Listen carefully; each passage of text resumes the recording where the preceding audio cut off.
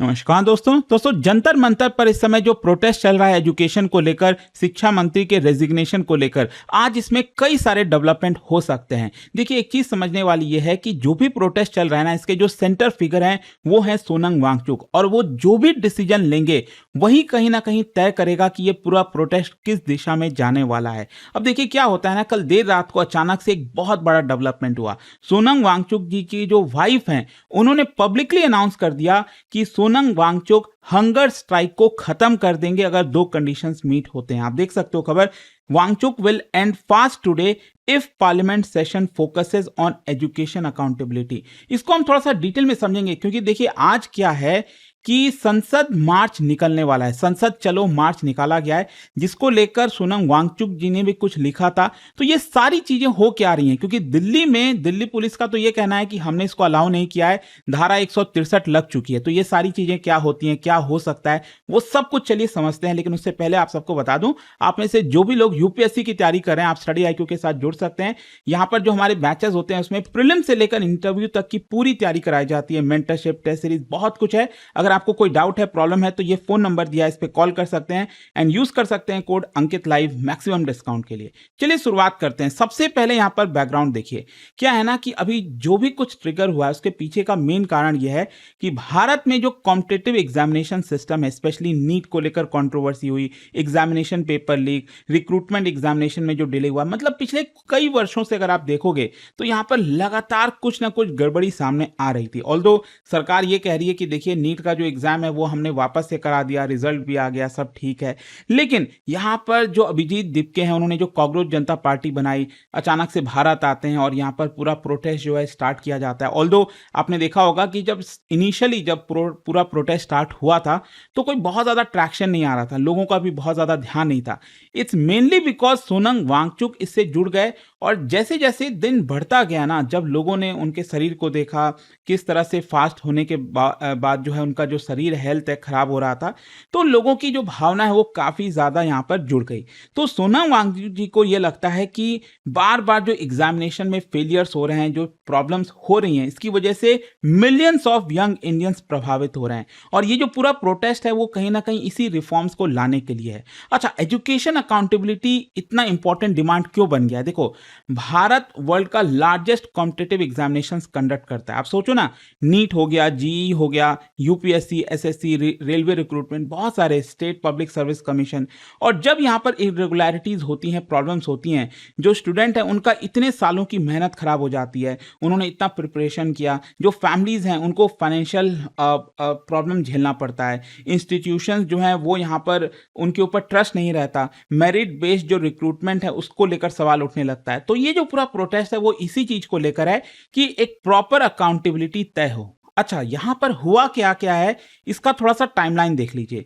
क्या है ना कि सोनम वांगचुक जी ने जंतर मंतर पर इनडेफिनेट हंगर स्ट्राइक स्टार्ट कर दिया, और उनका ऑब्जेक्टिव यही था कि पूरे देश भर का जो अटेंशन है एजुकेशन रिफॉर्म्स को लेकर आए। और जो प्रोटेस्ट है वो अभी तक आपने देखा ही है, पीसफुल था। यहाँ पर बहुत सारे स्टूडेंट्स, टीचर्स, सिविल सोसाइटी के ऑर्गेनाइजेशंस, एजुकेशन एक्टिविस्ट और ऑपोजिशन के कई लीडर्स, मतलब कई पार्टी से आपने देखा होगा, ऑलमोस्ट सभी जो अपोजिशन पार्टीज हैं उनके लीडर्स यहां पर आकर मिल रहे थे, और फास्ट कंटिन्यू रहा। पब्लिक का जो अटेंशन है वो धीरे धीरे यहां पर बढ़ता रहा, सोशल मीडिया में इसको लेकर काफी चर्चा होने लग गई। लेकिन सबसे बड़ी बात क्या हुआ ना कि 20 दिन के फास्ट के बाद सोनम वांगचुक जी का करीब 9 किलो से ज्यादा वेट लॉस हो गया। काफी कमजोरी दिख रही थी, डिहाइड्रेशन का खतरा था। यहां पर कई डॉक्टर्स का यह भी मानना था कि जो ऑर्गन फेलियर है वो भी हो सकता है। तो डॉक्टर्स ने यहां पर ये एडवाइस किया कि देखो, हमें क्लोजली चीजों को मॉनिटर करना होगा। अब इनफैक्ट मामला दिल्ली हाईकोर्ट में भी गया, और दिल्ली हाईकोर्ट ने डायरेक्टली सरकार से यह बात कही कि देखिए, सोनम वांगचुक जी के जीवन को कुछ नहीं होना चाहिए, किसी भी कीमत पर आप उनके लाइफ को बचाइए। लगातार डेली बेसिस पर सरकारी जो डॉक्टर हैं वो उनको मॉनिटर करेंगे, और अगर इमरजेंसी हुआ, ऐसा सिचुएशन हुआ, तो आप उनको बचाने की जिम्मेदारी आपकी है। और अल्टीमेटली क्या होता है कि यहाँ पर जो कॉप्स हैं, दिल्ली पुलिस, आपने देखा ही 2 दिन पहले यहाँ पर सिविलियन क्लोथ्स में आते हैं कई लोग जो दिल्ली पुलिस के थे, व्हाइट चादर जो है वो इस तरह से लगाई जाती है, और सोनम वांगचुक जी को प्रोटेस्ट साइट से वहां से हटाया जाता है और सफदरजंग ले जाया जाता है।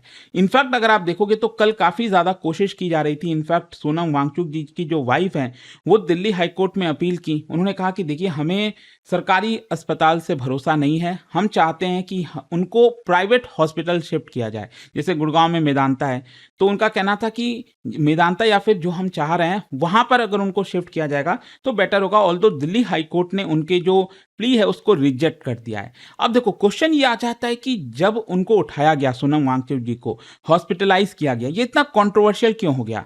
देखो एक तो क्या है ना कि यहाँ पर जो आरोप लगाया जा रहा है दिल्ली पुलिस के ऊपर, कई लोगों का कहना है कि उनको डिटेन किया गया। एक तरह से आप उनको अरेस्ट कर रहे हो। मतलब एक पर्सन अपने मर्जी से कहीं पर बैठ रहा है, हंगर स्ट्राइक कर रहा है, आप उनको क्यों हटा रहे हो? फिर दूसरा यहाँ पर एक प्रकार से जो चलो पार्लियामेंट आज जो होने वाला है, संसद जो है जाएंगे लोग, देखना होगा उसमें क्या होता है। तो कहीं ना कहीं उसको प्रिवेंट करने की कोशिश थी सोनम वांगचुक जी को वहां से हटाकर। फिर यहाँ पर जो राइट टू पीसफुल प्रोटेस्ट है उसको खत्म करने की कोशिश की जा रही है। तो सोनम वांगचुक जी अगर आप देखोगे तो उन्होंने हॉस्पिटल से खुद कहा है कि मैं इलीगल डिटेंशन में यहाँ पर हूँ। इनफैक्ट आप देख सकते हो यहाँ पर उन्होंने यहाँ पर एक छोटा सा खत लिखा है और कहा है कि 20 जुलाई को मैं चाहता हूं कि सभी लोग पार्लियामेंट मार्च में पार्टिसिपेट करें। उनका ये जो पूरा मैसेज अगर आप देखोगे यहाँ पर, तो उनका ये कहना था, ही अर्ज citizens specially students, parents and young people कि वो गैदर हों, इकट्ठा हों और यहाँ पर पार्लियामेंट की तरफ आगे बढ़ें।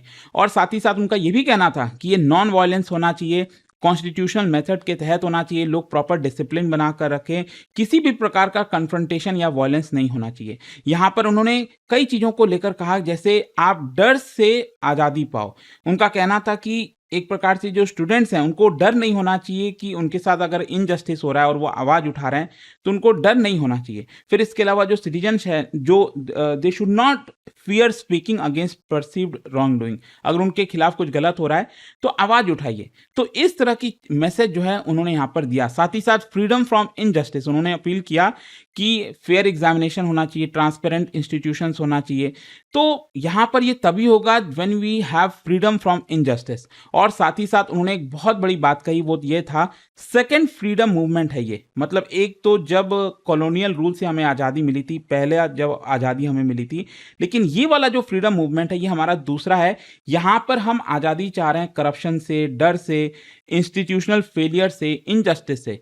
तो ये सारी चीज़ें उन्होंने यहाँ पर कही हैं। लेकिन जैसा मैंने बताया कि अभी तक तो यही लग रहा था कि सोनम वांगचुक जी पूरी तरह से सपोर्ट कर रहे हैं कि यहाँ पर जो संसद की तरफ प्रोटेस्ट है, जो मार्च है, वो निकलना चाहिए और वो यहाँ पर हंगर स्ट्राइक करेंगे, क्योंकि हॉस्पिटल में भी उन्होंने कुछ खाने से मना कर दिया। लेकिन क्या होता है, कल अचानक से एक बहुत बड़ा ट्विस्ट आता है। कल देर रात को जो उनकी वाइफ हैं उन्होंने यहाँ पर पब्लिकली कुछ अनाउंसमेंट कर दिया। उन्होंने ये कहा कि सोनम वांगचुक अपना हंगर स्ट्राइक खत्म कर देंगे अगर 2 कंडीशंस मीट होती हैं। सबसे पहला कंडीशन उन्होंने ये बोला कि जो रूलिंग पार्टी है, जो बीजेपी एनडीए पावर में है, उनकी तरफ से प्रतिनिधि आए और यहाँ पर आकर उनसे मिलें, सोनम वांगचुक से मिलें। और दूसरा कंडीशन ये है कि वो मतलब एक प्रकार से वादा करें, प्रॉमिस करें कि जो अभी कल आज से ही पार्लियामेंट सेशन स्टार्ट हो रहा है, इस मॉनसून पार्लियामेंट वाले सेशन में इस चीज को लेकर डिस्कशन होना चाहिए। मतलब एजुकेशन को लेकर जो भी फेलियर हुए हैं, क्या सुधार किया जाएगा, रिफॉर्म्स क्या ला जाएंगे, तो उसको लेकर डिस्कशन होना चाहिए। तो हो सकता है, वही मैं आपसे कह रहा हूं कि आज एक बहुत ही इंपॉर्टेंट डेट है, हो सकता है कि सरकार की तरफ से कोई मिनिस्टर, कोई भी यहाँ पर आएगा, सोनम वांगचुक जी से मुलाकात कर सकता है और यहाँ पर भरोसा दे दे कि भाई देखो ये हम इस चीज़ को लेकर मामला पार्लियामेंट में ले जाएंगे। और पार्लियामेंट एक ऐसा जगह होता है जहाँ पर कोई भी अगर इंपॉर्टेंट चीज़ें होती हैं, डिस्कशन होता है, तो हो सकता है इसको लेकर कोई नया बिल आए, कोई नया रिफॉर्म लाने की कोशिश की जाए। तो ये 2 कंडीशन अब यहाँ पर रखा गया। देखो अभी तक कंडीशन क्या था कि जब तक धर्मेंद्र प्रधान जी, जब तक एजुकेशन मिनिस्टर रेजिग्नेशन नहीं देंगे, तब तक हम हटने वाले नहीं हैं। अभी तक तो यही चल रहा था ना। तो काफी हद तक आप कह सकते हो यहाँ पर जो मांग है उसमें रिलैक्सेशन हुआ है। और अगर ऐसा हो जाता है तो यहाँ से कई चीजें बदल जाएंगी। एक तो यही है कि अगर मान लो आज सुबह सुबह, मैं जब आप ये वीडियो सुन रहे हो अभी हो सकता है कि कोई सरकार की तरफ से आए, उनसे मिले और वो हंगर स्ट्राइक को खत्म कर दें, तो क्या उसके बावजूद भी यहाँ पर जो संसद चलो मार्च है वो निकलेगा, नहीं निकलेगा, वो देखने वाली बात होगी। क्योंकि मैं आपको बताता हूं, दिल्ली पुलिस ने तो इसको पूरी तरह से मना कर दिया है।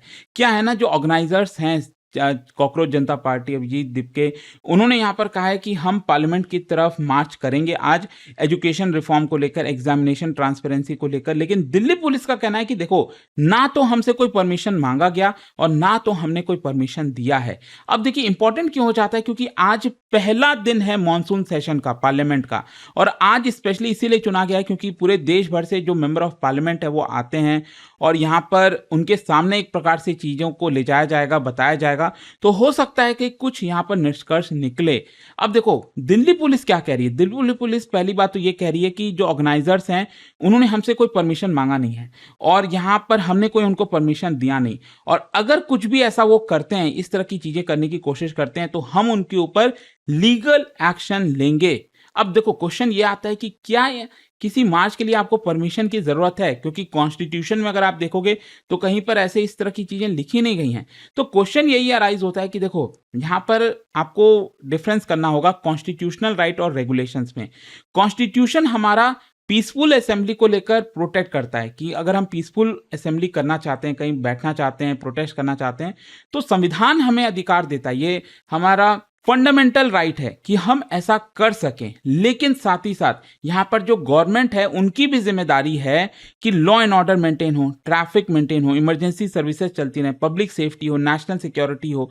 तो इसी की वजह से कई बार कुछ चीजें ऐसी होती हैं जहां पर परमिशन चाहिए होता है, जैसे rallies, marches, public meetings, demonstrations. तो परमिशन की वजह से क्या होता है कि जो क्राउड है उनको एसेस किया जा सकता है कि इतना क्राउड आने वाला है और इन रास्तों से ये जाएगा क्राउड, तो यहाँ पर हम ट्रैफिक को रोक सकते हैं। इस तरह की चीजें होंगी तो चीजें नॉर्मलाइज हो जाएंगी। तो इसीलिए परमिशन चाहिए होता है। अगर आप परमिशन नहीं लोगे, अचानक से कितनी भीड़ आ रही है, क्या हो रहा है, किसी को नहीं पता, अफरा तफरी मच सकती है, बहुत बड़ी प्रॉब्लम क्रिएट हो सकती है, लॉ एंड ऑर्डर का इशू हो सकता है। और इसीलिए हुआ क्या है कि यहाँ पर दिल्ली पुलिस ने आज के लिए, मतलब इनफैक्ट बोला जा रहा है अगले 60 दिनों के लिए सेक्शन 163 ऑफ भारतीय नागरिक सुरक्षा संहिता, इसको लागू कर दिया है। इसको पहले कहा जाता था क्रिमिनल प्रोसीजर कोड के अंदर 144 सीपीसी के अंदर था। अब इसमें आप सब जानती हो कि इसमें बेसिकली 4 से ज्यादा लोग एक साथ इकट्ठा नहीं हो सकते। अगर कहीं पर इलीगल असेंबली हो रही है, लोग इकट्ठा हो रहे हैं, तो वो इलीगल करार दिया जाएगा, क्योंकि हो सकता है इससे ह्यूमन लाइफ को डेंजर हो, ऑब्स्ट्रक्शन हो, न्यूसेंस क्रिएट करने की कोशिश की जाए। तो इस तरह की जो ऑर्डर्स हैं वो प्रिवेंटिव होते हैं एक प्रकार से। अच्छा, यहाँ पर कुछ सुप्रीम कोर्ट के जजमेंट भी आए हैं इसको लेकर, मैं आपको बताता हूँ। एक तो 1973 का था जहां पर सुप्रीम कोर्ट ने कहा था citizens have right to hold public meetings. जो स्टेट है उनके ऊपर ब्लैंकेट प्रोहिबिशन नहीं लगा सकती कि हम आपको करने ही नहीं देंगे, लेकिन हाँ रीजनेबल रेगुलेशन जो है वो लगाया जा सकता है। फिर 2018 में अभी रिसेंटली जो मजदूर किसान शक्ति संगठन है और यूनियन ऑफ इंडिया, उसमें सुप्रीम कोर्ट ने रिकॉग्नाइज किया था कि पीसफुल प्रोटेस्ट कॉन्स्टिट्यूशनल राइट है, लेकिन जो अथॉरिटीज हैं वो ये कह सकती हैं कि आप इस जगह पर इस डेट को इस तरह से आप प्रोटेस्ट करिए ताकि लॉ एंड ऑर्डर भी मेंटेन हो। इसके अलावा 2020 में भी जो शाहीन बाग वाला केस आया था, तो उसमें कोर्ट ने एक चीज कही थी कि देखो आपको प्रोटेस्ट करना है करिए, लेकिन आप हमेशा के लिए रोड को ही ब्लॉक कर दोगे, इतने सारे लोगों को जाना होता है उस रास्ते से, वो आप अलाउ नहीं करेंगे, तो ये सही नहीं है।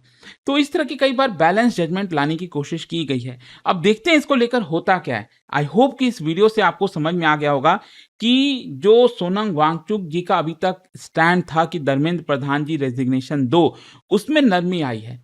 तो क्या आपको लगता है कि यहाँ पर सरकार जाएगी, बातचीत करेगी? क्या आज दिल्ली पुलिस अलाउ करेगी पार्लियामेंट मार्च निकालने के लिए?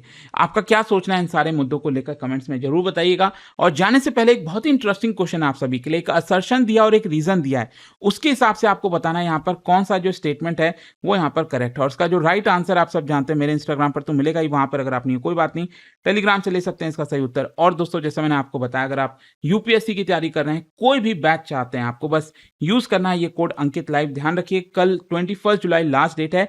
कोई भी बैच अगर आप लेते हो उसके अंदर मेंटरशिप, टेस्ट सीरीज, रिवीजन, बहुत चीजें आपको मिलती हैं। प्रीलिम से लेकर इंटरव्यू तक की तैयारी आप कर सकते हैं। कोई डाउट है, प्रॉब्लम है, तो ये फोन नंबर है, इस पे कॉल करिए, मेरी टीम आपको गाइड कर देगी। स्टडी IQ IAS, आपका सिलेक्शन हमारा मिशन।